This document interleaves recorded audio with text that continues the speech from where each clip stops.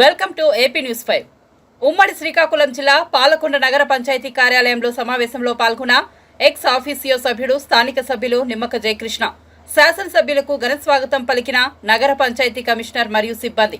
అనంతరం అధికారుల రివ్యూలో మాట్లాడిన ఎమ్మెల్యే జయకృష్ణ గత ప్రభుత్వ హయాంలో నగర పంచాయతీల అభివృద్ధి కుంటుపడింది. గతంలో తెలుగుదేశం ప్రభుత్వంలో నేను ఎంతో అభివృద్ధికి కృషి చేశాను. తిరిగి ఎన్డీఏ కూటమి ప్రభుత్వంలో నగర పంచాయతీ అభివృద్ధి కొరకు నా వంతు కృషి చేస్తాను. గత ప్రభుత్వంలో చేసిన భూ కబ్జాలపై సమగ్ర విచారణ చేయండి. ప్రభుత్వ స్థలాలు ఆక్రమణలు చేసిన వారిపై చర్యలు తీసుకోండి. పట్టాలు రద్దు చేయండి. ప్రభుత్వ స్థలాలలో డిస్ప్లే బోర్డులు పెట్టండి. జగనన్న కాలనీలో భారీ అవకతవకలు జరిగాయి. జగనన్న కాలనీపై విచారణ జరిపిస్తాను. బాల్య వివాహాలు జరగకుండా ఐసీడీఎస్ సిబ్బంది అవగాహన సదస్సులు ఏర్పాటు చేయండి. బాలింతులకు చిన్నారులకు పోషక ఆహారం అందించండి. అంగన్వాడీ బిల్డింగ్స్ కు స్థలాలు సేకరిద్దాం. నగర పంచాయతీలో చెత్త చేరుకుపోయింది. క్లీన్ పాలకొండగా మార్చండి. పాలకొండ పట్టణం సుందరంగా ఉండాలి. వీధి దీపాలు వేయండి. పశు వైద్యశాల, అగ్నిమాపక, టానా బిల్డింగ్స్ ఏర్పాటు చేద్దామన్నారు. ఏరియా ఆసుపత్రిలో కేసులు రిఫరల్ అవ్వకుండా చూడండి. నా వంతు తక్షణమే ఆసుపత్రి కొరకు 50,000 రూపాయలు ఇస్తున్నాను. మన వారు ఎవరైనా విదేశాలలో ఉండి వారి నుంచి డొనేషన్స్ వచ్చేటట్టు చూడండి. నా స్నేహితులు చాలా మంది విదేశాల్లో ఉన్నారు. వారిని కలిసి ఆసుపత్రిని అభివృద్ధి చేయమని కోరుతాను. రెవెన్యూ శాఖలో దొంగ పట్టాలు ఇచ్చారు. వెంటనే వాటిని రద్దు చేయండి. తప్పు చేసిన అధికారులు ఎక్కడికి పోయినా చర్యలు తప్పవు, రికవరీలు తప్పవు. నగర పంచాయతీ కమిషనర్ పట్టణంలో తిరగండి, సమస్యలు తెలుసుకోండి. నేను, మీరు, ప్రెస్ వారు అందరూ కలిసి పాల్కొండ అభివృద్ధి కొరకు పాటుపడదామన్న శాసనసభ్యులు జయకృష్ణ.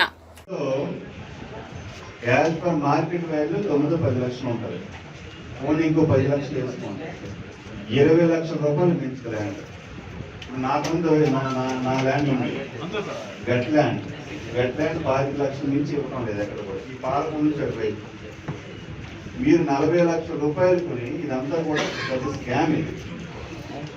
అవునా కాదు? ఇంత ఘోరమా? వీరఘట్టంలో చూస్తే అక్కడ పట్టా భూమి అదొక 20 లక్షలు 30 లక్షలు కొన్నారు. జగనన్న స్కీమ్ ఏదైతే ప్రోగ్రామ్ ఉందో అంతా కూడా మొత్తం కంప్లీట్గా మన ప్రభుత్వ ధనాన్ని పూర్తిగా దుర్వినియోగం చేశారు. కంప్లీట్గా స్కామ్ ఇది. ఎవరైతే గతంలో ఎంఆర్ఓ కొన్నారో వాళ్ళ మీద కూడా నేను బయటకు లాగుతా. ఎవ్రీ విఆర్ఓ నుంచి, సర్వే నుంచి ప్రతి ఒక్కరు కూడా ఇందులో బాధ్యులు అవుతారు. ఖచ్చితంగా దీని మీద చర్యలే తీసుకుంటామండి. ఇది చాలా ప్రభుత్వ ధనం అంటే మీకు మంచినీళ్ళగా అయిపోయింది. దీన్ని మనం అరికట్టాల్సింది పోయి 40 లక్షలు 50 ఇది నచ్చినట్టు మీరు కొనిస్తూ ఉంటే ఎట్లా చెప్పండి?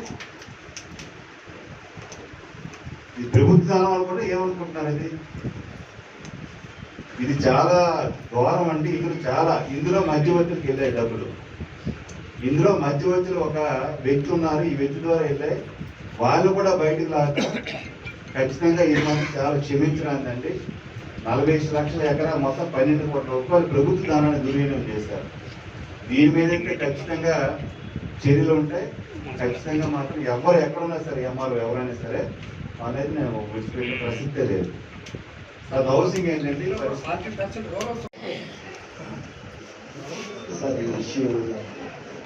కమిషనర్ మీకు తెలీదా? మీరు ఉన్నారు కదా అప్పుడు. గారమ్మ కాలనీ అనేది పట్టాలు రెవెన్యూ వాళ్ళు ఇష్యూ చేశారు. మరి అది మీరు కమిషనర్ గా మీ టౌన్లో ఏం జరుగుతుంది మీకు తెలియాలి కదా. You are authority. గారమ్మ కాలనీలో సర్వేర్ గారు ఎవరున్నారండి? చూపించమంటారా? ప్రూఫ్ చూపించమంటారా? సర్వేర్ గారు మీ పేరేమిటండి? ఒకటండి ఒకసారి నేను చిన్నపిల్లని గారు, ఇక్కడున్న నా పక్కన కూడిన వాళ్ళు చిన్నపిల్లలు కాదు, కమిషనర్ గారు చిన్న. నేను కూడా ఎడ్యుకేటెడ్, తెలుసు ఇక్కడ టౌన్లో ఎక్కడెక్కడ కబ్జాలు జరిగాయో నాకు తెలుసు అండి. మీరు ఇంటెన్షనల్గా గారమ్మ కాలనీ ఇచ్చారా లేదా చెప్పండి. ఎవరు చేస్తారు చెప్పండి. గత ఎంఆర్ఓ గారు ఎవరు చెప్పండి ఒకసారి. సోమేశ్వర గారు ఆయన ఎక్కడ చేస్తున్నారు? సరే, ఆయన పట్టాలు ఇష్యూ చేశారు కదా. యాజ్ పర్ రెవెన్యూ యాక్ట్ ప్రకారం ఆయన మీద మనం ఏ కేసు ఫైల్ చేసి చెప్పండి ఒకసారి. ఈజ్ దర్ ఎనీ యాక్ట్ చెప్పండి ఒకసారి. ఏమైనా యాక్ట్ ఉందా? యాక్ట్ ఎందుకు లేదండి? రెవెన్యూలో యాక్ట్ అనేది ఉంది. సిసిఎస్ రూల్స్ వ్యతిరేకంగా అంటే సిసిఎస్ రూల్స్ ప్రకారం మనం సిసిఎస్ రూల్స్ వ్యతిరేకంగా ఓకే ఒకవేళ అది ప్రూవ్ అయితే మాత్రం డెఫినెట్గా definitely I will prove that. నేను ప్రూవ్ చేస్తాను దాన్ని. ఇక్కడ మున్సిపాలిటీలో కబ్జా జరిగింది అనేది ఐ విల్ ప్రూవ్ ఇట్. మీరు సిసి రూల్స్ ప్రకారం you have authority or not? దీని మీద అంటే ఒక తహసీల్దార్ చేసింది అనేది ఒక తహసీల్దార్ ఎవరు చెప్పలేదు, జేసీ గారు కరెక్ట్గా. కరెక్ట్గా ఓకే. మరి కబ్జాలు జరుగుతున్నప్పుడు మీరు దాని మీద చర్యలు తీసుకోవాలి. తెలియకుండా ఎలా జరుగుతుంది? సర్వే మీరు సర్వే చేస్తేనే ఫలానా మీరు బౌండరీ ఇవ్వాలి కదా. మరి బౌండరీ ఇవ్వకుండా మరి మీకు ఎలా తెలుస్తుంది? అది మీరైతే సార్ ఈ ఇష్యూ కమిషనర్ మీకు తెలీదా? మీరు ఉన్నారు కదా అప్పుడు. గారమ్మ కాలనీ అనేది పట్టాలు రెవెన్యూ వాళ్ళు ఇష్యూ చేశారు. మరి అది మరి మీరు కమిషనర్ గా మీ టౌన్లో ఏం జరుగుతుంది మీకు తెలియాలి కదా. You are authority. గారమ్మ కాలనీలో ఒక సర్వేర్ గారు ఎవరు ఉన్నారండి? చూపించమంటారా? ప్రూఫ్ చూపించమంటారా? సర్వేర్ గారు మీ పేరేమిటండి? ఒకటండి ఒకటి ఒకసారి సర్వేర్ గారు, నేను చిన్నపిల్లాన్ని గారు, ఇక్కడున్న నా పక్కన కూలిన వాళ్ళు చిన్నపిల్లలు గారు, కమిషనర్ గారు చిన్న, నేను కూడా ఎడ్యుకేటెడ్, తెలుసు ఇక్కడ టౌన్లో ఎక్కడెక్కడ కబ్జాలు జరిగాయో నాకు తెలుసు అండి. మీరు ఇంటెన్షనల్ గా గారమ్మ కాలనీ ఇచ్చారా లేదా చెప్పండి. ఎవరు చేస్తారు చెప్పండి. గత ఎంఆర్ఓ గారు ఎవరు చెప్పండి ఒకసారి. సోమేశ్వరరావు గారు. ఆయన ఎక్కడ చేస్తున్నారు? సరే, ఆయన పట్ట విషయం చేశారు కదా. యాజ్ పర్ రెవెన్యూ యాక్ట్ ప్రకారం ఆయన మీద మనం ఏ కేసు ఫైల్ చేసి చెప్పండి ఒకసారి. Is there any act? Is there any act for చెప్పండి ఒకసారి. ఏమైనా యాక్ట్ ఉందా? యాక్ట్ ఎందుకు లేదండి? రెవెన్యూలో యాక్ట్ అనేది ఉంది. సిసిఎస్ రూల్స్ వ్యతిరేకంగా అంటే సిసిఎస్ రూల్స్ ప్రకారం మనం సిసిఎస్ రూల్స్ వ్యతిరేకంగా ఓకే. ఒకవేళ అది ప్రూవ్ అయితే మాత్రం definitely I will prove that. నేను ప్రూవ్ చేస్తాను దాన్ని. ఇక్కడ మున్సిపాలిటీలో కబ్జా జరిగింది అనేది ఐ విల్ ప్రూవ్ ఇట్. మీరు సిసి రూల్స్ ప్రకారం you have authority or not? దీని మీద అంటే ఒక తహసీల్దార్ చేసింది అనేది ఒక తహసీల్దార్ ఎవరు చెప్పలేదు, జేసీ గారు కరెక్ట్గా. కరెక్ట్గా ఓకే. మరి కబ్జాలు జరుగుతున్నప్పుడు మీరు దాని మీద చర్యలు తీసుకోవాలి. తెలియకుండా ఎలా జరుగుతుంది? సర్వే మీరు సర్వే చేస్తేనే ఫలానా మీరు బౌండరీ ఇవ్వాలి కదా. మరి బౌండరీ ఇవ్వకుండా మరి మీకు ఎలా తెలుస్తుంది? అది మీరైతే పునాదులు వేస్తారు కదా. దాన్ని కట్టుకోవచ్చలేదు, ఆపడం కాదు. ఎందుకు మీరు డిస్మాంటిల్ చేయలేదు?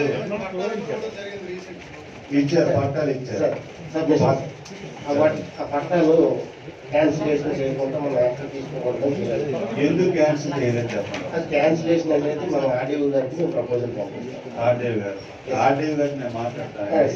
ఇమీడియట్ గా ఏదైతే ఆక్యుపై చేస్తారో దాన్ని డిస్మాంటిల్ చేయండి. డిస్మాంటిల్ చేయండి, జేసీబీ పెట్టండి. వెహికల్ పెట్టి తీయడానికి ఏం ప్రాబ్లం లేదు సార్. వచ్చేసరికి అది కన్స్ట్రక్షన్ అయింది. ఫైన్ మార్నింగ్ మనం విజయవాడ ఫోన్ చేసి చెప్తే ఆర్డీఓ గారికి ఉన్న కన్స్ట్రక్షన్స్ ఇస్తే నేను వెళ్ళి అక్కడ ఫర్దర్ కన్స్ట్రక్షన్ చేయకుండా ఆపించాను. డిస్మాంటిల్ చేయాలి. ప్రభుత్వంలో మీరు ఇట్లా కబ్జా జరుగుతుంది. వాటికి పట్టాలు ఇచ్చేసి ఉన్నాయి కాబట్టి మేము డిస్మాంటిల్ చేయాలి. అదే సార్ క్యాన్సిలేషన్ మేము ప్రపోజ్ మీరు ఇమీడియట్ గా ప్రపోజ్ చేయడం కరెక్ట్ మాట్లాడతాను. మీరు ఇమీడియట్ గా ఆ ఏవైతే పట్టాలనే క్యాన్సిల్ చేయండి, దాన్ని డిస్మాంటిల్ చేయండి. డిస్మాంటిల్ చేస్తే మిగతా వాళ్ళు ఎవరు కూడా రారు, రెండోసారి కూడా అటువంటి తప్పు చేయరు. ప్రభుత్వం ఏంటి, పొద్దున ఏదో మనం బిల్డింగ్ కట్టాలంటే ఒక హాస్పిటల్ కట్టాలి, ఏది కట్టాలి అవసరం అది. దాన్ని మీరు ఏం చేస్తారో తెలియదు. ఇమీడియట్ గా దాన్ని చర్యలు తీసుకోండి. అవసరం కలెక్టర్ గారితో నేను మాట్లాడతాను. మాట్లాడి దాని మీద ఇటువంటి పర్మిట్ కలెక్టర్ గారు కూడా చెప్పరు కదా. కలెక్టర్ గారి నుంచి అలా లేదు కదండి, అది చేయండి, అది ఇమీడియట్ గా చేయండి. అది దాని మీద నోటీస్ కూడా పెట్టండి. జీతాలు ప్లస్ జీతాలు 19 లక్షలు అవుతుంది సార్ అది. జీతాలు 19 ఆ, లక్షలు. కరెంటు బిల్లు 7 లక్షలు సార్ అది. ఇంక తర్వాత మన ఆయిల్ ఛార్జెస్ ఇవి అంతా కలిపి ఓవరాల్ గా వల్ల 30 lakhs పైన అవుతుంది సార్. 30 lakhs. మనకు వచ్చేసి సార్ 2 lakhs సార్ ఇది 2 crores సార్. ఈ 2 crores లో మీరు శాలరీస్ అన్ని ఛార్జెస్ మీట్ ఇచ్చుకుంటూ అన్ని చేసుకుంటూ మన రిమైనింగ్ జాగ్రత్తగా ఫండింగ్ అన్ని ఆ బ్యాలెన్స్ అంతా మనం వాటర్ ట్యాక్సెస్ చూసుకుంటే గ్రాంట్ ద్వారా తీసుకుని ఆ వాటి ద్వారా మీట్ అవుతుంటాం సార్ అది. అది ఇప్పుడు తప్ప ట్యాక్స్ కలెక్షన్స్ వస్తాయి కదండి. ట్యాక్స్ కలెక్షన్స్ అయితే హౌస్ ట్యాక్స్ కలెక్షన్ మన 98% వసూలు చేస్తున్నాం సార్. టాప్ స్టేట్లో కూడా టాప్ ఉంది సార్. వాటర్ ట్యాప్ కలెక్షన్ అయితే కొంచెం పెండింగ్ ఉంది సార్. 40 లక్షల దాకా పెండింగ్ ఉంది సార్. దాంట్లో డ్రైవ్ పెట్టాం సార్ అది. అది వస్తే కొంచెం మనకు ఉపయోగపడుతుంది సార్. ఆల్రెడీ కలెక్షన్ మొదలు పెట్టాం. ఇప్పుడే కొంచెం ఉంది సార్. అని ఇప్పుడు యుద్ధ ప్రాతిపదికన మన మున్సిపాలిటీ చేయాల్సినవి యుద్ధ ప్రాతిపదికన సార్ గవర్నమెంట్ మనం గ్రాంట్ లెటర్ తయారు చేసాం సార్. అవన్నీ బట్టి గవర్నమెంట్ ఏమండి గవర్నమెంట్ నుంచి మనం లెటర్స్ తయారు చేసాం సార్. దాని ద్వారా గవర్నమెంట్ సబ్మిట్ చేస్తే ₹1 రోడ్స్ కి 80 లక్షల డ్రైన్స్ కి మనం ప్రతిపాదన తయారు చేసాం సార్ అది. అలాగే 10 billion ₹1 రోడ్స్ కి అంటే ఎక్కడెక్కడ main road plus internal roads sir. ఎక్కడెక్కడండి ఇంటర్నల్ రోడ్స్ లిస్ట్ ఉందా ఇచ్చారు లేదండి అంటే అంటే ప్రపోజ్ చేస్తారా ప్రపోజ్ చేస్తాం. ప్రపోజ్ చేయాల్సిన అవును సార్. అవును సార్. ఇప్పుడు కొత్తగా ప్రపోజ్ సార్ చేస్తారు